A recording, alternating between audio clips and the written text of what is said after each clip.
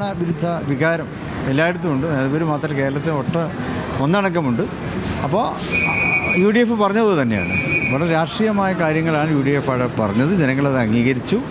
അതിൻ്റെ വിജയമാണ് ഇപ്പോൾ നമുക്കവിടെ കാണുവാൻ കഴിയുന്നത്. ഇവിടുത്തെ വികസന മുരടിപ്പ്, അതുപോലെ തന്നെ ജനജീവിതത്തിൽ ജനങ്ങൾക്ക് സുരക്ഷ നൽകുന്നതിൽ വന്നിട്ടുള്ള വൻ വീഴ്ചകൾ, ഇതൊക്കെ തന്നെ അവിടെ പ്രതിഫലിച്ചിട്ടുണ്ട്. സുരക്ഷാ വീഴ്ച കേരളീയ സമൂഹത്തിൽ അങ്ങനെയാണല്ലോ, എല്ലായിടത്തും അക്രമവും അരാജകത്വവും ഒക്കെ നടമാടുന്നത്. അപ്പോൾ അതിനെതിരൊക്കെയുള്ള ഒരു വിധേയത്തായിട്ടാണ് ഇത് കാണുന്നത്.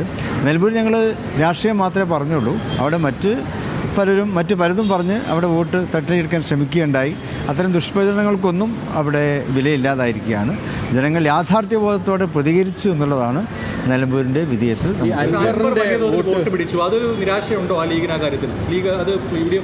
അത് ഞാൻ പറഞ്ഞത് അവിടെ UDF അവിടെ ഭരണത്തിനെതിരായിട്ടുള്ള വോട്ടുകളാണ്. അതിപ്പോൾ ആര്യാടൻ ഷൗക്കത്തിനായാലും മറ്റ് ഇടതുപക്ഷ മുന്നണിക്കെതിരെ മത്സരിച്ചുള്ള ആർക്കും കിട്ടിയിട്ടുള്ളത് ഭരണവിരുദ്ധ വികാരത്തിന് എതിരെയുള്ള ഒരു വോട്ടാണ്. അൻവർ പിടിച്ച ഈ വോട്ടിൻ്റെ എണ്ണം അത് നിങ്ങളെ ഒരു ചിന്തിപ്പിക്കുന്നുണ്ടോ?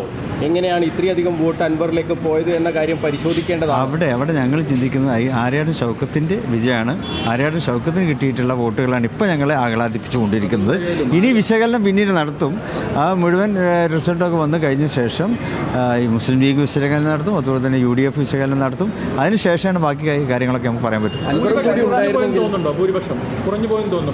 ഇല്ല, ഞങ്ങൾ ഇപ്പോൾ നല്ല ഭൂരിപക്ഷമാണല്ലോ. അവിടെ ഒരു ഇടതുപക്ഷത്തിൻ്റെ ഒരു മണ്ഡലമായിരുന്നല്ലോ കുറച്ചു കാലമായിട്ട്. ആയിരം മുഹമ്മദ് സാഹിബിൻ്റെ ശേഷം ഒരു ഇടതുപക്ഷത്തിൻ്റെ മണ്ഡലമായിരുന്നു. അതാണിപ്പോൾ നമുക്ക് പിടിച്ചെടുക്കുവാൻ സാധിച്ചിട്ടുള്ളത്.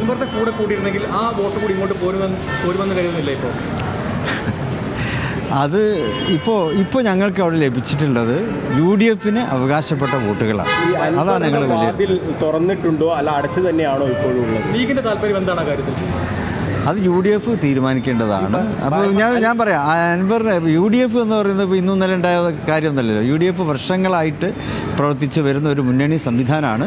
അൻവറിന് നിലമ്പൂർ സ്റ്റേഷനിൽ കയറാമായിരുന്നു, പക്ഷെ കയറാൻ പറ്റിയില്ല. ഇനി സ്റ്റേഷനുകൾ ധാരാളം ഉണ്ടല്ലോ, അവിടെ കയറിക്കും. ലീഗിന്റെ ശ്രമം ഉണ്ടാകുമോ?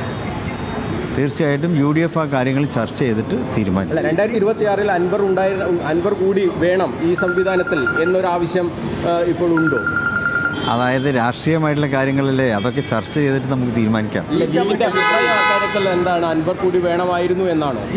ലീഗ് ആദ്യം അതിൻ്റെ അഭിപ്രായം പറഞ്ഞിട്ടുണ്ട്. അൻവറിൻ്റെ കാര്യത്തിൽ ലീഗിൻ്റെ അഭിപ്രായം ആദ്യം പറഞ്ഞിട്ടുണ്ട്. അഭിപ്രായം തന്നെയാണ് ഇപ്പോഴുള്ളത്. വേണമെന്ന് തന്നെയായിരുന്നു ലീഗിൻ്റെ അഭിപ്രായം അത് തന്നെയായിരുന്നല്ലോ. അതെ, ഇപ്പോൾ നമുക്ക് മുന്നണി സംവിധാനം ശക്തിപ്പെടുത്തണം. കേരളത്തിൽ അടുത്ത അസംബ്ലി തെരഞ്ഞെടുപ്പ് ഐക്യജനാധിപത്യത്തിന് വേണ്ടി അധികാരത്തിൽ വരണം. അതിന് മുന്നണിയെ ശക്തിപ്പെടുത്തേണ്ടതുണ്ട്. അതിനുള്ള എല്ലാ കാര്യങ്ങളും മുന്നണി ചെയ്യണം എന്നാണ് പറയുന്നത്. അതിൻ്റെ എല്ലാ ഘടകങ്ങളുണ്ട്. അൻവർ മാത്രമല്ല, ഒരുപാട് ഘടകങ്ങൾ ഇനിയുണ്ട്. മറ്റ് പാർട്ടി വേറെയും ഘടകങ്ങളുണ്ട്. ആ ഘടകങ്ങളൊക്കെ ഒരുമിച്ച് കൂട്ടിക്കൊണ്ട് നമുക്ക് മുന്നോട്ട് പോകണം. അത്തരം പ്രചരണങ്ങളൊന്നും അവിടെ ഏശിയിട്ടില്ല. അതൊക്കെ നിലമ്പൂരിലെ ഇലക്ഷൻ നടന്ന സമയത്ത് മഴ പെയ്തുകൊണ്ടിരിക്കുകയായിരുന്നു. ആ മഴയത്തൊക്കെ പിന്നെ നനഞ്ഞ പടക്കമായി മാറി. വേണമായിരുന്നു ശരിക്കും നിലമ്പൂരിൽ ആവശ്യമുണ്ടായിരുന്നോ?